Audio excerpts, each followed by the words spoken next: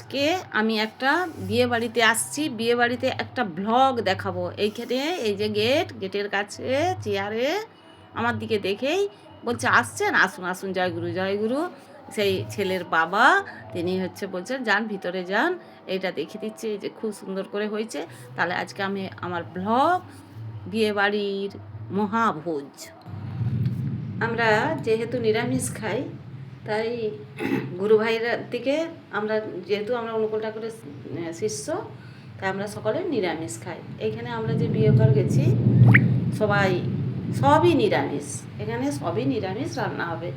এই যে দেখুন, এই যে আসছে আমার শ্রীমতী সান্তনার হাজব্যান্ড। এইখানে দেখুন, এই যে গেটটা করা হয়েছে, গেটটায় কী হয়েছে, সুন্দর করে আলোর রোশনাইয়ে সেজে উঠেছে।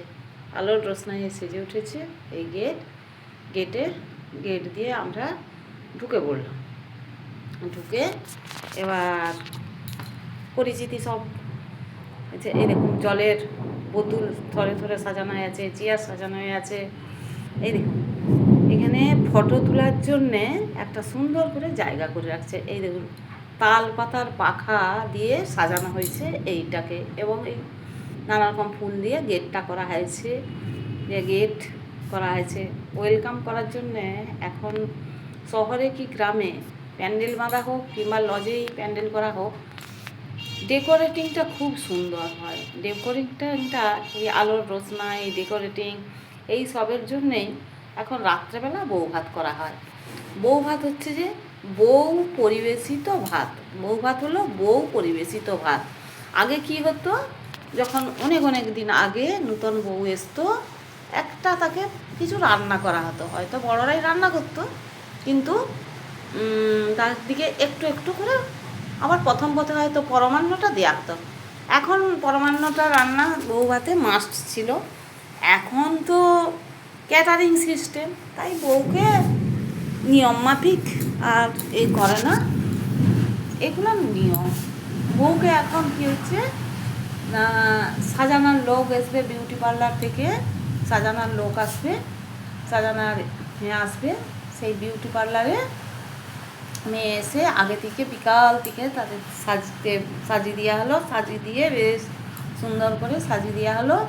সাজিয়ে দিয়ে কী করা হয় না, তাকে বসিয়ে রাখা হয়। একটা দেখাও সুন্দর করে, এখানে সবাই আসতেছে, এক এক করে সবাই ফটো তুলতেছে, সবাই সুন্দর করে ফটো তুলতেছে, ফুচকা খাচ্ছে।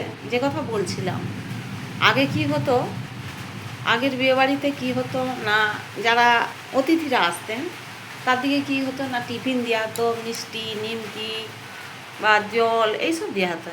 এখন একটু চেঞ্জ হয়ে গেছে। এখন কি আছে না, স্টল বসিয়ে দেওয়া হলো। এই দেখুন পকোড়া স্টল, সবাই নিচ্ছে খাচ্ছে। তারপরে আবার পকোড়া একবার 3টা করে প্রথমে দিচ্ছে, তার সঙ্গে দিচ্ছে আচার। হ্যাঁ, পকোড়া স্টলে খাওয়া হয়ে গেলে আবার তারপরে যা হচ্ছে ফুচকা স্টলে প্রচুর ভিড়। এই যে বিয়ে বাড়ির ফুচকা খাওয়া একটা আলাদা আমেজ। কেন, এখন তো ফুচকার দাম অনেক হয়ে গেছে, এখন ফুচকার দাম প্রচুর। একটু যদি সব দিন যারা খায় তাদের ব্যাপার আলাদা, কিন্তু যারা জীবনেও খায়নি তারাও বলে বিয়ে বাড়িতে একটু চেখে দেখি কেমন হয়েছে। হ্যাঁ, এইটা হচ্ছে যে বিয়েবাড়ির, আমার মনে হয় বিয়েবাড়ির ফুচকা খাওয়ার স্বাদটা সত্যিই আলাদা। এটা কিন্তু যে না খায় সে মানে একদম মিস করে। তাহলে এই দেখুন, সস দিয়েও দিচ্ছে, তেঁতুল জল দিয়ে দিচ্ছে। এই দেখুন দেখুন দেখুন দেখুন, তেঁতুল জলটাকে ফেলানো যাবে না, টক জল ভালোই হোক মন্দে হোক আর যাই করে হোক, তেঁতুল জলটাকে চেটে পুটে খাচ্ছে। হ্যাঁ, এমনি হয়তো টক খেতে পছন্দ করে না, কিন্তু এর তেঁতুল জল এর মাহাত্ম্য আলাদা, তাই তেঁতুল জলটাকে ভালো করে খাচ্ছে। এই দেখুন, যারা জীবনেও খায়নি, হয়তো এইসব বুড়া বুড়া লোকগুলা জীবনেও হয়তো ফুচকা দোকানে এরকম তাল পাতা ঠুঙি হাতে নিয়ে দাঁড়ায়নি। আবার হয়তো যদি ঘরের কচি কাচারা যদি খেতে লাগে, তার দিকে হয়তো বকা, এইসব দিন এইসব ফাস্টফুড খাবেনি একদম একদম খাওয়া চলবে। কিন্তু বিয়েবাড়ির আমেজ আলাদা। এই এখন যেটা কথা বলছিলাম, এখন স্টল বেশি দেওয়া হয়েছে, স্টলে যে যারা আসছে ফুচকা খাচ্ছে, পকোড়া খাচ্ছে। হ্যাঁ, এই এত যদি পকোড়ায় ফুচকায় পেট ভর্তি করে কেউ খেয়ে নেয়, তাহলে কি আর যে সেই ডিনারের যে রান্না হয়েছে সেই রান্নাটা কি আর খেতে পারবে? সেখানে দেখাবো, সেখানে কত সুন্দর করে রান্না করা হয়েছে, কি নাই সেই ডিনারের পাতে। বলছে লোকে বলে দ্যাট মাছ নাই, মাংস নাই, এই ডিনার আবার খাওয়া যায়? হ্যাঁ, ডিনারে নিরামিষ খেতে হলে যারা মাছ মাংস খায় তাদের জন্য গা জ্বালা করে, কিন্তু নিরামিষ খেলেও তাদের যে অনেক আইটেম করতে হয়, আইটেম করা যায়, সেটা কিন্তু অনেকেই বুঝতে পারেনি। যদি মাছ মাংস হলে কিন্তু এত আইটেম করতে হয়নি, সবাই এ করা। এই যে হাত নাড়ছে একজন, এরা খাচ্ছে, যে বলছে এই কাকিমা তুমি হচ্ছে যে করছো, ক্যামেরা করছো, তাহলে এই তো কুচি, এইটা কুচি, এটা একটা পকোড়া হায় ফেলে দিল। খেতে ইচ্ছা করছিল, বলছে গুঁড়ি দাও, গুঁড়ি দাও। বলছে না, আমার গুঁড়ানো যাবে নি, আবার ন। এইরকম পকোড়া যে যত খুশি খেয়ে যাচ্ছে স্টলে বসে, খাচ্ছে পকোড়া, ফুচকা, তারপরে লস্যি। এই তো দাদুর কোলে নাতনি, খুব সুন্দর। বা এই যে পরিচিতি সব আসছে, এখানে ফটোশ্যুট হচ্ছে, এইখানে যে যারা আসছে এসে ফটোশ্যুট করে নিচ্ছে। বিয়ে বাড়ি মানে তো চোখে চোখে কথা হওয়া, চোখে চোখে কথা হওয়া। এই এক একটা বিয়ে বাড়িতে কত বড় কিশোর কিশোরীরা চোখে চোখে দেখা হয়ে যায়, কথা হয়ে যায়। এইখানে এই যে সাদা শাড়ি পরে, সাদা বেনারসি পরে, বলে না আমিও একটা তুলে নিই। সেও শ্রীমতী শান্তনাও হচ্ছে যে করছে না, বলছে বাহ, কথা যে যার বলে নিচ্ছে। এটা হচ্ছে মা ছেলের মা, নূতন বৌমা আসবে, রিসেপশন আজকে, বৌমা চলে এসছে, সারাদিন রাত সমস্ত স্ত্রী আচার টাচার মানে সব কিছু করা হলো।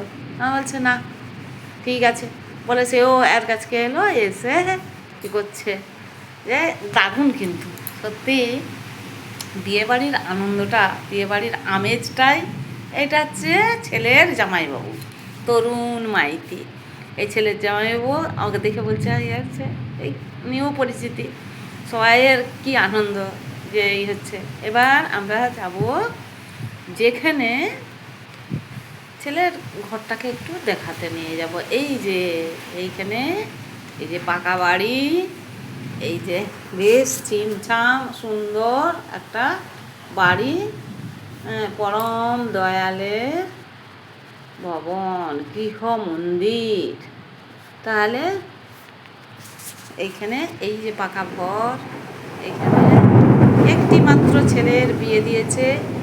হ্যাঁ, সবাই কুটুমজন, হই হুল্লোড়, আত্মীয় স্বজন, পাড়া প্রতিবেশী সবাই আসছে, এসে যে যার কথা বলছে, সব ব্যস্ততা। এখানে বিয়ে বাড়ি মানে ব্যস্ততা।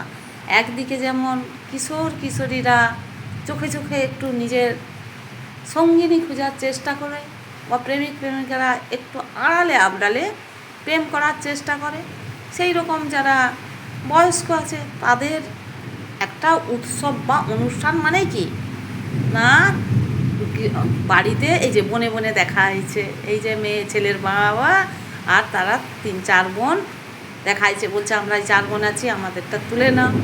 আমি বলি ঠিক আছে, তুলে নিচ্ছি। এই যে আমাদের কৃপাময় আর তার বৌমা, তারা সেজে গুজে, আগে বলছিলাম না সেজে গুজে বসে থাকবে, সেই সেজে গুজে বসে আছে, সেজে গুজে বসে আছে। এক্ষুনি সব অতিথিরা আসতে থাকবে, বউকে, নূতন বউকে দেখবে।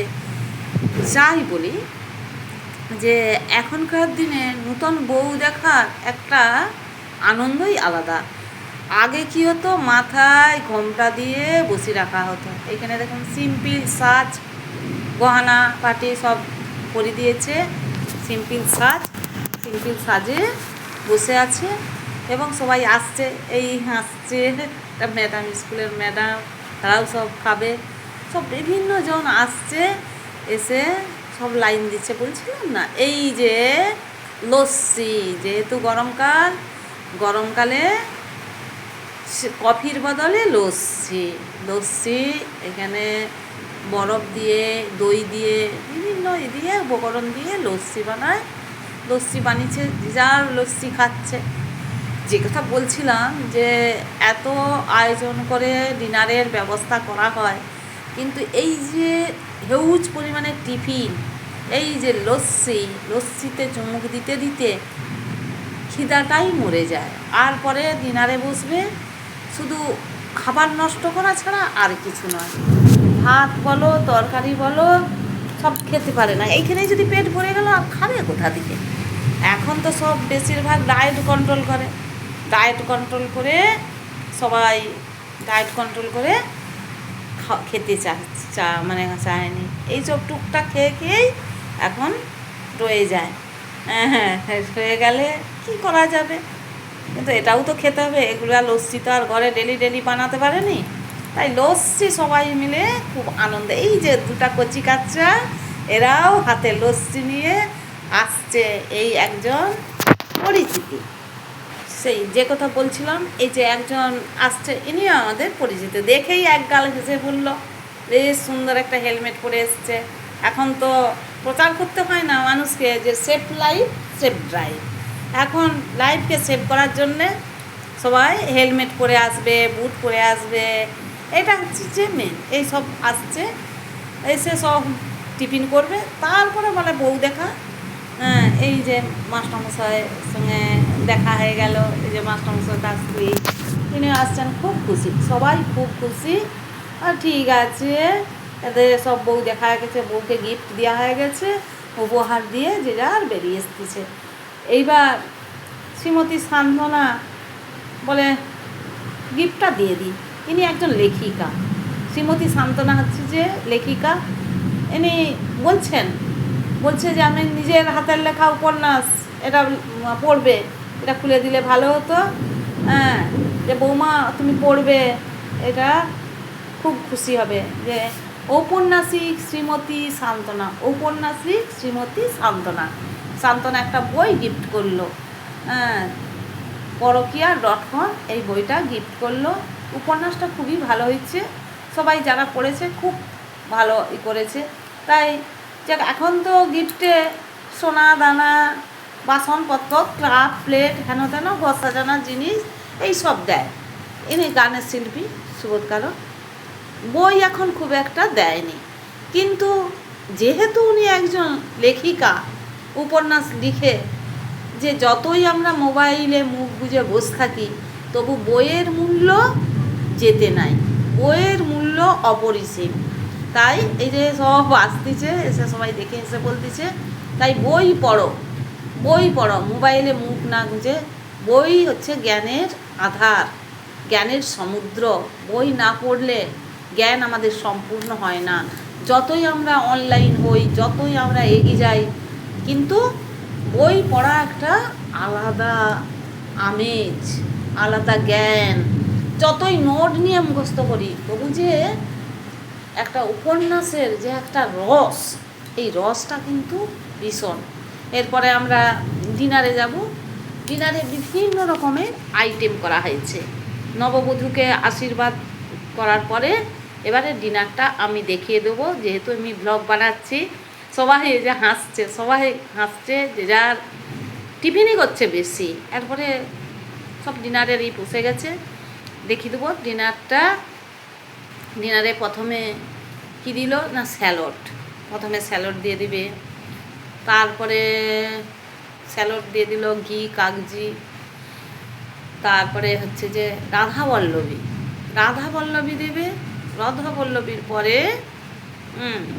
রাধাবল্লভীর পরে কে দেবে না, একটু চানা মশলা, রাধাবল্লভী চানা মশলা। চানা মশলা দেওয়ার পরে এবার পলোয়া রাইস দিয়ে দিল। রাইসের সঙ্গে এবার বটম মাশরুম, সেইটা দিয়ে দিল। বেশ সুন্দর, একদম ছিমছাম আইটেম। সবাই এই তো বসে গেছে, যে এবার খেতে বসবে যে যা দিয়ে খাওয়া হয়ে গেলে যে যার উঠে যে সব কথা বলে নিচ্ছে। তার আগে এখনও পোতটা শুরু হয়নি।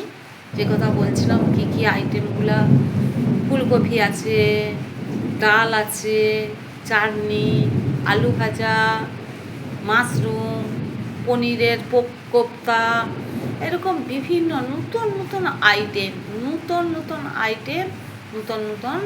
করে যাচ্ছে। যে কেন তবুও কিন্তু যে কথা বলছিলাম, এই যে পাতা দিয়ে দিল, পাতা দেওয়ার পরে এই যে শসা, গাজর, এই তারপরে ভেজিটেবিল দিল।